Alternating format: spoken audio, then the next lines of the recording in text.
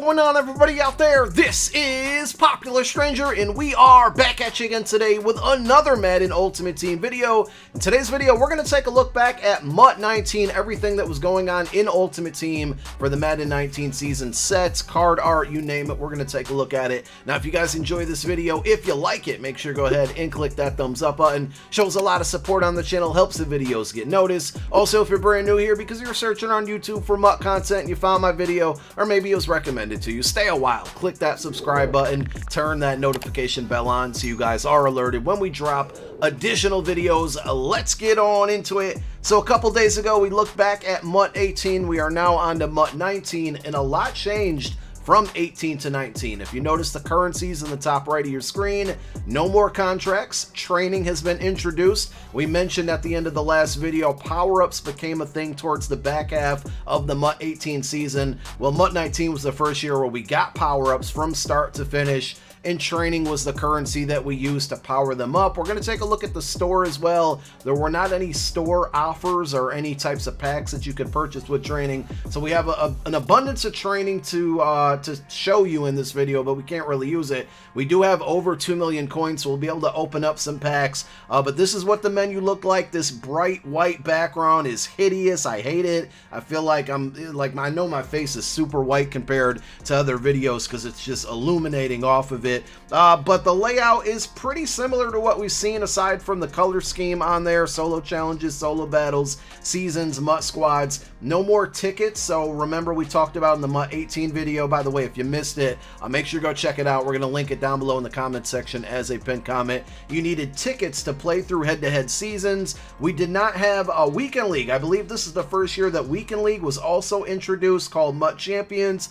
Just a very innovative Madden Ultimate Team. So many new things were introduced. But let's go ahead and take a look at the store. And as I mentioned, no training offers. So we just have the featured store. We have MUT level packs. So you can see you may have noticed I'm capped at level 99. They did not do Ultimate Seasons. The Ultimate Seasons was introduced in this past year's game in MUT 22. But with the MUT level packs, you basically got access to pack offers whenever you hit certain overalls, or MUT levels, I should say. And I believe this was the first year, or I think it was the second year the MUT levels were introduced, because we had Level Master LaDainian Tomlinson in MUT 18. There's, this section where there's all the packs available. Get a player packs, get a gold packs. We got gold premium packs, 4 times gold player bundles, game changers, legend fantasy pack, UL fantasy packs, elite packs. No fan appreciation packs in here. I don't know if we didn't get them this year or if it was something that basically went away after a while, so we're not going to be able to do that. But let's go ahead and see what was in an Ultimate Legend Fantasy Pack.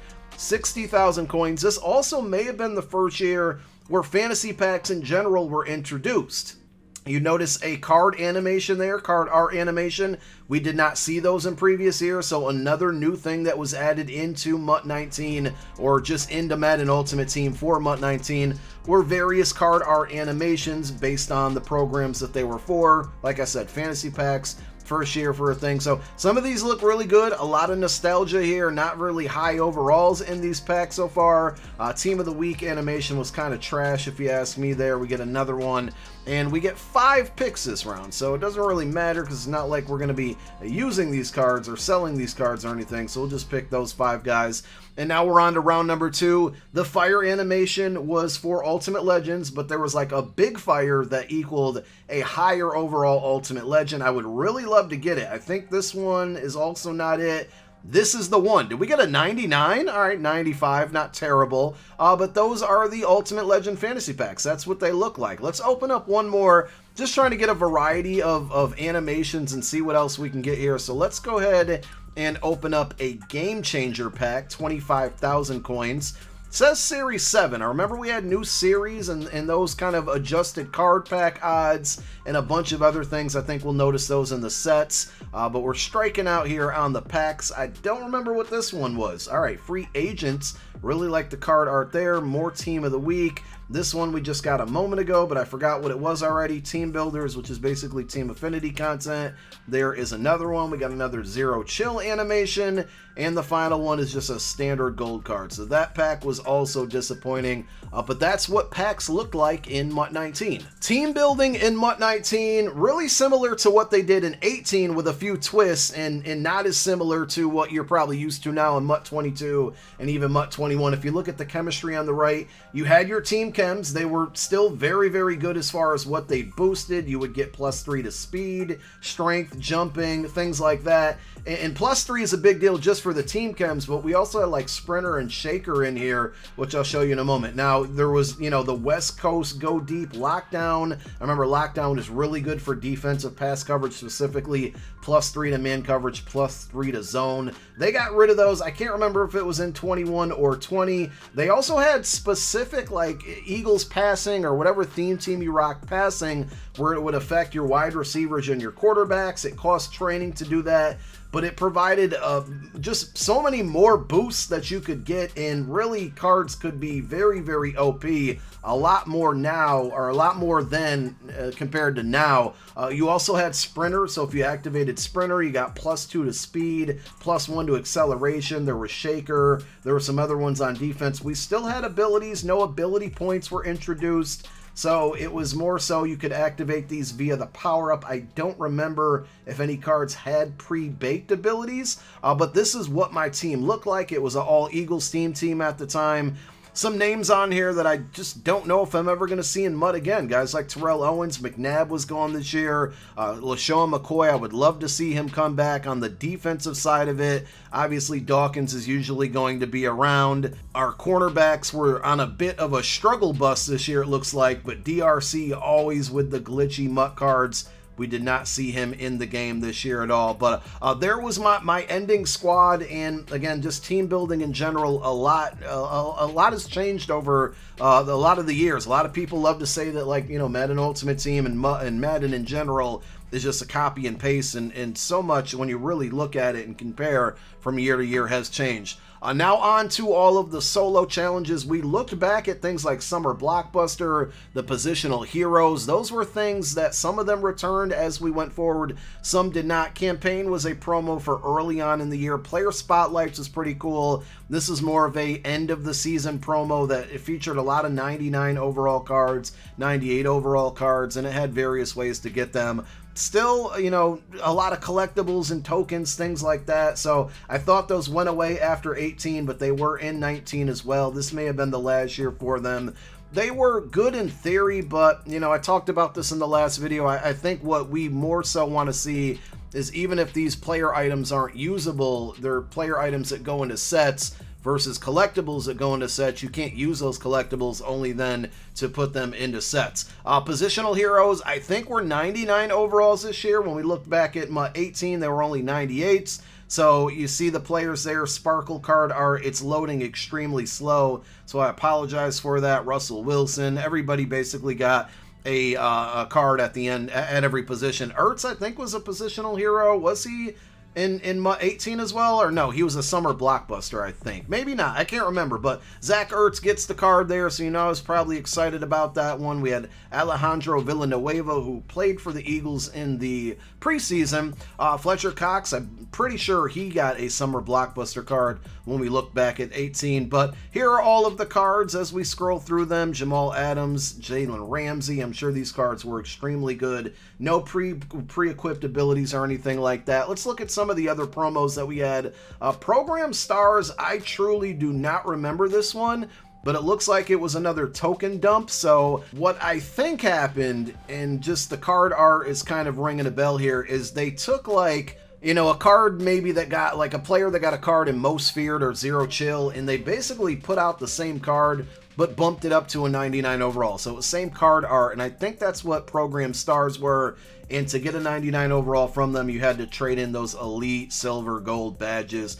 Loyalty content was from you know, the previous year to this year. Ultimate Legends, of course. Let's see if we got any names. You know, we mentioned guys like T.O. and Donovan McNabb, some players that were not in the last couple of years. I don't think we've seen Dick Butkus lately. Marcus Allen we did see this year. Ogden, Leroy Glover, Tim Brown has been missing for a while. I don't think we had Derek Brooks this year. Daryl Green was not in MUT 22. Barry was. Elway, I don't think was. I can't remember off the top of my head. There is T.O. Of course, I would love him back for Eagles chem purposes. Urlacher, we didn't see. Randy Moss, Ed Reed, and his 99 cards in MUT 22, all kind of staples in Ultimate Team. Deion Sanders there. So, not too many unfamiliar names in the list. I think they did a good job in MUT 22 of adding on a lot more new legends, new names. NFL Draft Color Smash. Now, I have to look at the cards here, but I'm pretty confident this was the one. Like, this is, if you played in this era, this, I believe, was like the greatest promo / coin making method in Madden Ultimate Team history. I hope I'm not getting it confused with MUT 20, and I think we will find out when we revisit MUT 20 in a couple days for another episode of this. But there was a Color Smash promo. Yeah, and the more I'm looking at it, I think it was MUT 20, so I take that back. But the card art is very good. Color Smash, if you guys were unaware, is basically the Easter promo. We have Team MVPs and Team Builders. This is pretty much what Team Affinity is now. So you can see there's trophies that were required in some of these sets. The Team MVPs, I think, were 98, or were they 99? Oh, they were only 97 overalls, and it looks like every team obviously got one. Eagles had Brandon Brooks, who retired this year, and to get those cards, you had to put in older Team Builder cards, Team of the Weeks, heavyweights, and tokens. So there's a lot of just random stuff to build these out. I'm sure back in the day, these were a pain to build, but Team Affinity is pretty popular now in the current day Madden era. Now, series trophies. These were a great idea and an awful idea at the same time, because it just felt like the content was always a little bit behind. So basically, you can think of series as what we have now in seasons, but obviously we got a lot more of them. When a new series turned over, we had a new like master or champion card. The first one out was David Johnson. There were ways to trade in items to get Nat cards. There were ways to do rerolls or exchanges. We also had journeys. There were journeys every single series, which was a group of solos, and basically those solos would turn into a free card. So Journey Carson Wentz, I remember grinding for that card like crazy early on and barely even using it afterwards, because so many good cards came out. If we look at the last one, the series master or champion there was Casey Hayward. We had a journey Jarvis Landry. You could complete a set to get this, which was not necessary, and it required these tokens or trophies that you got for Series 7, but you could earn this card free via solos. Now, to get these trophies for each series, basically if you played like, you know, MUT Champions, aka Weekend League, or Seasons, you would get those trophies based on your performance. If you won Super Bowls, got to playoffs, whatever wins you got in head-to-head seasons, the more trophies you would get. And I believe trophies were also a reward for your Weekend League placement,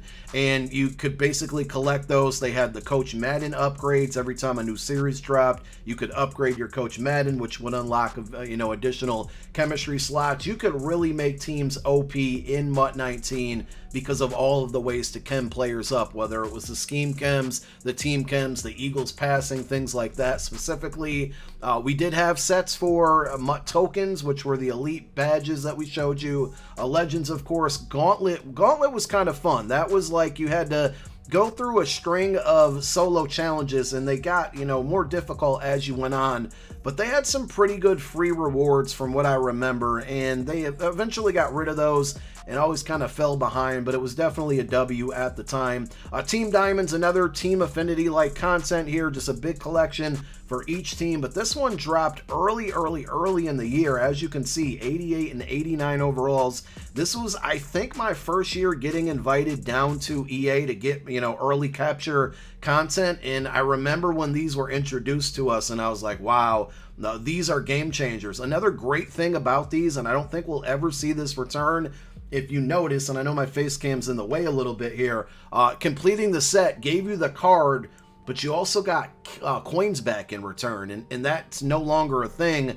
And the coin return was kind of based off of how popular the set would be, or how expensive it would be, how good the player was. You see, like Lane Johnson, you get 153,000 coins plus his 92, and this was a launch day promo, or at least like a launch week promo, so we're seeing 91, 92 overall cards very early in the game. They've definitely scaled those types of things back now in the current day MUTs, but Team Diamond's definitely a W. I remember just racing to get all of them done, and I thought there was like a champion card to completing them all, but I guess not, or maybe that set was there and somehow I missed it. Of course, we had all of the, popular promos that we see from year free agency, Combine, the Super Bowl promo.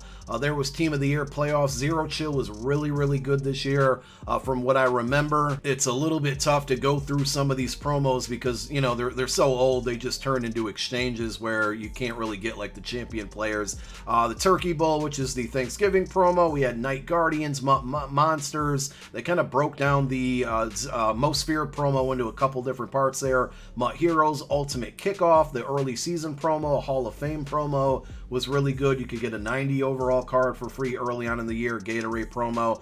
So that's pretty much it, I think, from the kind of the takebacks from MUT 19, and we discussed it. Just a lot of new things added, whether it's training and powering up cards with training, the introduction of fantasy packs and cards having a separate animation other than just like Elite, Gold, and Silver. A lot of new things, a lot of good things. I'm excited to go back and see MUT 20 and see what changed from 19 to 20, because I think it was another really big transitional year. We saw things get removed in this year's game, like contracts and tickets. We'll see what gets removed also going from 19 to 20. But I really appreciate you guys tuning into the video. Thank you so much for watching it. My name is Popular Stranger. I'm out. Peace.